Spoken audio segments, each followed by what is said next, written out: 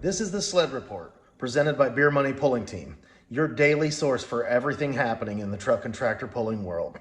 Truck and tractor pulling might be heading to one of the biggest dirt racing venues in the country right now. And if it happens, it's a big deal. Beer Money Pulling Team has been in talks with the Hunt the Front team about potentially bringing a truck and tractor pulling event to their raceway. Now, if you know Hunt the Front, you know the audience they bring. And if you introduce that crowd to truck and tractor pulling, that's where things could get really interesting. That could make that event into something more than just a pulling event.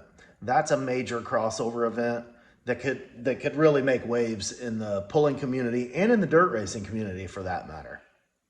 That's a major crossover event that I'm super excited to see whether it pans out or not. You know, that's something where, you know, you're growing the sport really fast at that point, and that's exciting.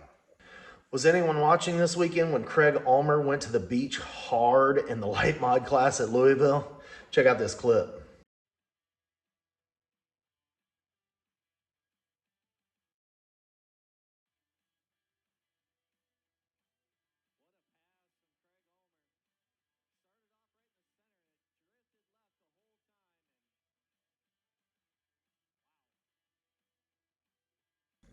Unfortunately, he couldn't come back after that. He tore up quite a bit, but man, that was a pass. He laid it down in a stout class of tractors. He did a great job right out of the gate.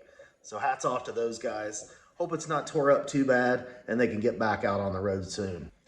So let's keep an eye on the Hunt the Front page as well as the NTPA page. I'm not sure what the plan is there, but I'm excited for the prospect of it anyway. Well, that's all I've got for today, folks. Make sure you like, comment, and subscribe to the Beer Money Pulling Team page. And we will catch you on the next one.